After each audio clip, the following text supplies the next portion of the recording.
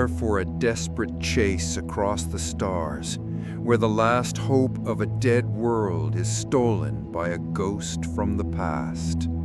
What happens when the only person who can save the future is the man who once tried to burn it all down? Join a reluctant hero on a mission that will pit him against his own dark history to retrieve a prize of unimaginable value before it's twisted into a weapon of galactic extinction.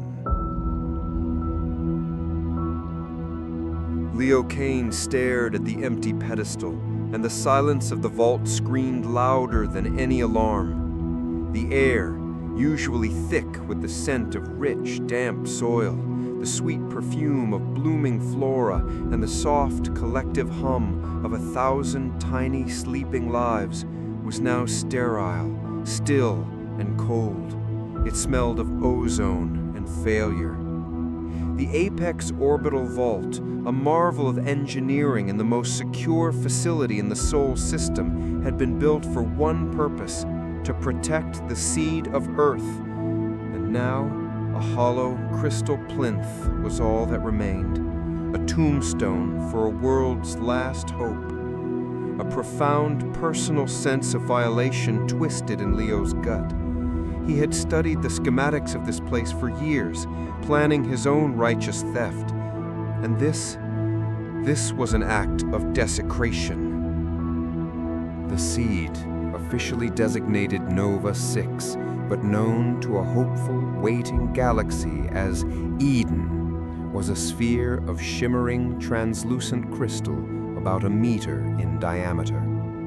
Inside, suspended in a shimmering matrix of nutrient gel and temporal stasis fields, was an entire, self-contained and perfectly balanced ecosystem. It held the last vestiges of Earth's biosphere, the last uncorrupted Amazonian orchids, their petals of vibrant, impossible blue, the DNA of the final Siberian tiger, a majestic predator reduced to a string of code, the complex symbiotic fungal networks of the Congo, the resilient, heat-loving extremophiles from deep-sea volcanic vents. It was the culmination of a century of work, a genetic arc designed to one day breathe life back into the choked, barren gray rock that humanity still called home. "They didn't force their way in," a voice said from behind him, sharp and cutting through the oppressive silence. Leo didn't turn. He recognized the clipped, authoritative tone of Director Shaw of the Special Operations Division. No alarms were tripped. No quantum-locked bulkheads were breached. The sentry drones show a continuous, unbroken loop of an empty corridor. They walked in, took the most valuable object in human history, and walked out as if they owned the place. Leo finally turned, his gray eyes meeting hers. He was a man built of sharp angles and coiled tension, his face a roadmap of a life lived on the fringes, under harsh suns and in darker shadows. He still felt out of place in the crisp, black, high-collared uniform of the SOD. It felt like a costume, a constant itching reminder of the deal he'd made in a sterile interrogation room. His freedom in exchange for his unique and highly illegal expertise. He, the galaxy's most infamous eco-terrorist, the brilliant, ruthless leader of the now-defunct Terra's Fury, was now a reluctant special agent, a tack dog on a very short leash. "A ghost," Leo said, his voice a low, gravelly rasp. Someone with a deep, intimate knowledge of the Apex's security protocols. Someone who knew how to blind the quantum sensors and loop the surveillance feeds without creating a single data anomaly. This wasn't a smash and grab. This was a magic trick, performed by an artist. "And we need a magician to catch them," Shaw finished, her expression as hard and unreadable as polished granite. She took a step closer, the scent of her sharp corporate perfume an unwelcome intrusion in the dead air. The thief left a calling card, a single genetically modified spore left on the pedestal. Our lab boys say it's a work of genius, a biological key that rewrites its own genetic code to mimic security clearance data. It's a signature we've seen before, from a black market geneticist known only as the Alchemist. We believe he was hired for the job. Your job, Leo, is to find him, find who hired him, and get Eden back before it's sold to the highest bidder, weaponized, or simply cracked open and destroyed out of spite. Leo's jaw tightened, a muscle twitch in his cheek. The irony was a bitter, metallic pill. He had once planned his own heist of the seed, not to sell it, but to liberate it, to find a new, unspoiled world for it, far from the corrupting, greedy influence of the corporations and governments that had killed Earth in the first place. That attempt had cost him his freedom, his ship, and the lives of his crew. Now he was being sent to save it for the very people he despised. "I'll need my ship," he said, the words feeling like a betrayal of his past.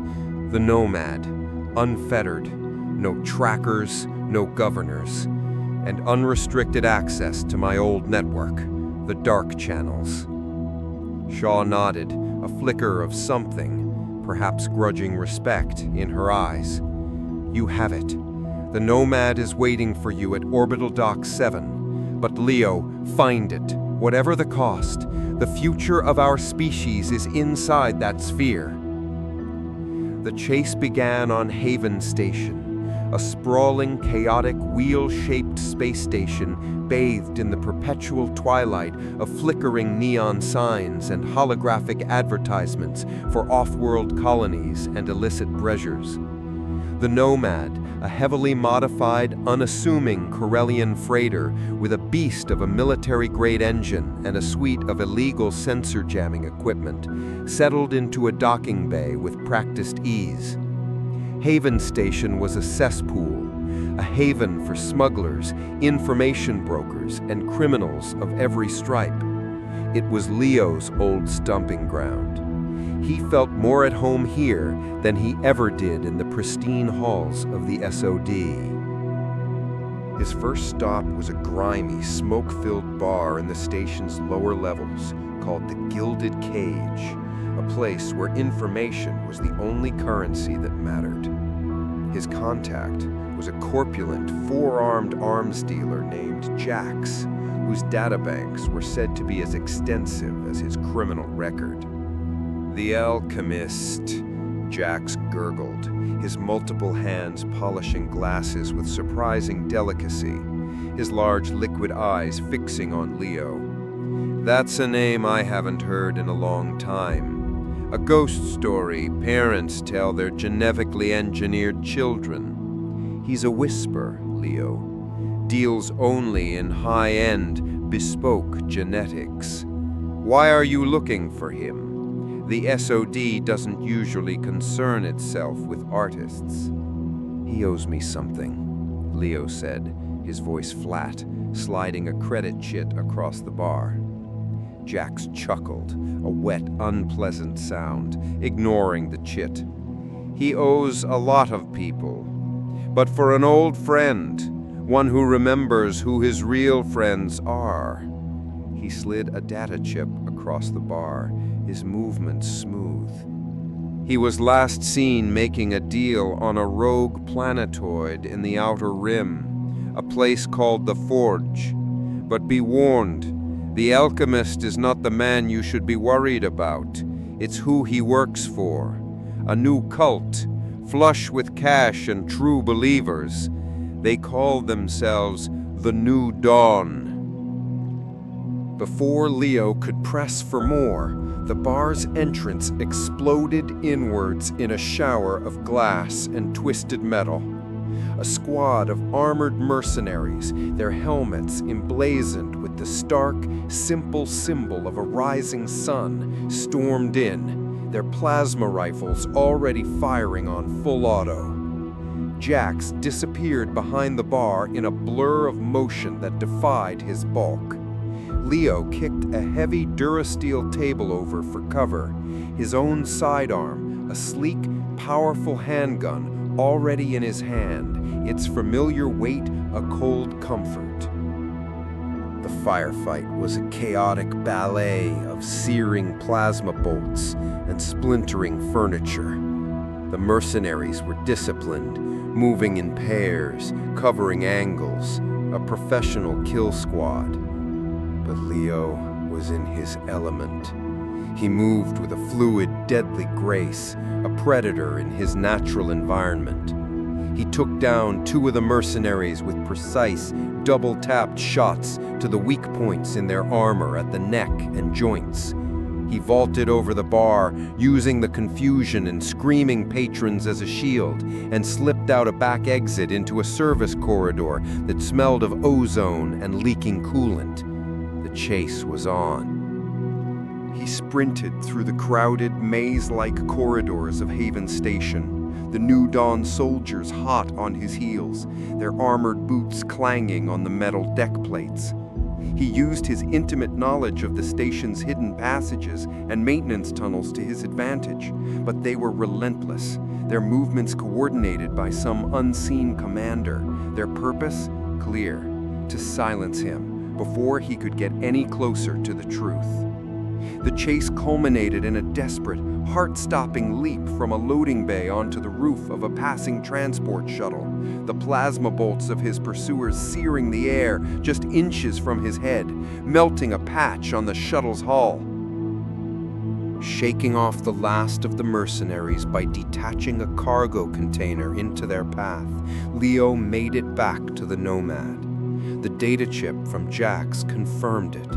The alchemist was on the forge, and the New Dawn was a new, frighteningly well-equipped player in the galactic underworld. They weren't just thieves, they were fanatics, and fanatics were always the most dangerous. The forge was a rogue planetoid that had been hollowed out and converted into a lawless, vertical city, a hive of illegal labs, mercenary dens, and outcast communities, all stacked on top of each other in a precarious, smog-choked tower.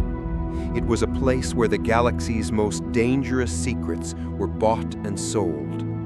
As the Nomad descended into the planetoid's thick brown atmosphere, Leo felt a familiar mix of dread and exhilaration. This was the kind of place where he had once thrived.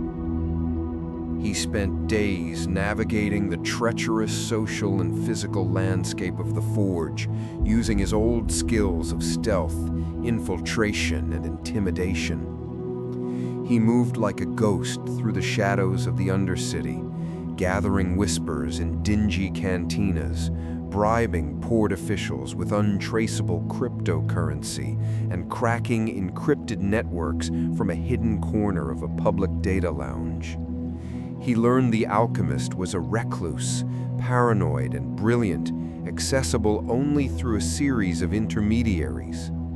Leo had to work his way up the chain, leaving a trail of bruised egos and emptied accounts, each step bringing him closer to his quarry and deeper into the web of the New Dawn. He discovered they weren't just trying to sell Eden, they were trying to unlock it, to pervert its pristine genetic code. They didn't want to sell the seed, they wanted to weaponize it. He finally located the alchemist's hidden laboratory, a sprawling complex deep within the planetoid's most geologically unstable sector, hidden behind the facade of a geothermal power plant. Bypassing the lab's sophisticated, multi-layered security systems, a deadly dance with laser grids, pressure plates, and sound sensors, Leo found a scene of biomechanical horror. Eden was there, its beautiful, shimmering light now tainted, pulsing with a sickly, unnatural rhythm. It was connected by a web of thick, pulsating cables to a massive, grotesque bioforge. Failed experiments floated in murky green vats lining the walls, twisted, malformed creatures that were mockeries of life. The alchemist was using the seed's pure, uncorrupted genetic material as a template to create a fast-growing, planet-killing plague. And then he saw him, standing before the bioforge, his face illuminated by its sickly green glow, was a man Leo had thought long dead. Cole, his second in command from Terra's fury, the man who had been like a brother to him, the man who had supposedly died in the firestorm on Titan. Cole? I thought you died on Titan, Leo breathed, his mind reeling, the world tilting on its axis. I was reborn in the fire that should have claimed me, Cole said, gesturing to the monstrous bioforge. I saw the truth, Leo. We were wrong. Trying to save the old world, trying to reason with the parasites was pointless. Humanity is the plague. The only way for life to truly begin anew is to cleanse the galaxy of our own infection. The new dawn is not the end of life, but its true, violent, beautiful beginning. And Eden will be the instrument of its birth, a plague born from paradise. The confrontation was brutal and immediate. Cole, enhanced by his own genetic experiments, was faster and stronger than any normal human, his movements a blur. His guards, similarly augmented, attacked Leo with a savage, coordinated fury. The fight raged through the chaotic, failing lab, amidst shattering vials of volatile chemicals and shorting out machinery. Leo fought with a desperate efficiency, using the environment to his advantage, toppling shelves of unstable compounds onto his attackers, using a shattered mirror to blind one before taking him down. As Leo fought his way towards the bioforge, Cole, seeing his grand plan failing, activated the lab's self-destruct sequence. A synthesized voice echoed through the complex. Reactor overload in 3 minutes. If I can't have a nerd dawn, then I will have oblivion, he screamed, his face contorted in a mask of rage. Alarms blared, casting the lab in strobing red light. The planetoid began to shake violently. Leo knew he had only minutes. He fought his way to the console controlling the bioforge, his mind racing to find a way to decouple Eden before the entire lab and possibly the planetoid itself was consumed. 2 minutes, the voice announced. He managed to initiate the emergency release sequence, the cables connecting Eden to the forge, retracting with a series of loud hisses and showers of sparks. But as he reached for the seed, Cole made a final, desperate attack, lunging at him with a shard of broken crystal clutched in his hand. 1 minute! Leo parried the blow, the two of them locked in a final, desperate struggle as the lab collapsed around them. A brutal, intimate dance of death between two men who were once brothers. 30 seconds! Leo managed to overpower his old friend, a single, precise, and heartbreaking blow, sending Cole staggering back into a collapsing bank of machinery. With a heavy heart and the weight of his past crashing down on him, Leo grabbed the now free Eden and ran, leaving Cole to be consumed by the fire and wreckage of his own madness. He escaped the forge aboard the Nomad just as the planetoid's core went critical, the illegal city imploding in a silent, brilliant flash of light that momentarily outshone the distant stars. In the quiet of his cockpit, he looked at the shimmering sphere of Eden, its light now pure and untainted once more. It was a symbol of hope, a hope he had once tried to destroy and had now, against all odds, saved. He opened a secure channel to Director Shaw. "The seed is secure," he said, his voice heavy with an exhaustion that was more than physical. "The new dawn has been neutralized." "Well done, Agent Kane," Shaw's voice replied, as devoid of emotion as ever. "Bring it home." Leo ended the transmission and looked back at Eden. He was still a reluctant agent, a tool for a system he despised. But as he set a course back to the Sol system, he realized something had shifted within him. He had found a new purpose, not in tearing down the old world, but in protecting the fragile promise of a new one. The fight was far from over, but for the first time in a long time, Leo Kane knew which side he was on. And so, the last hope of a dead Earth is safe, rescued from the brink of annihilation by the one man who understood the darkness that sought to corrupt it. The journey is over, but the mission continues. For the man who was once a terrorist has become a guardian, a silent protector of a future he may never see. Thank you for tuning in to this story of loss, redemption, and the enduring fight for a new beginning.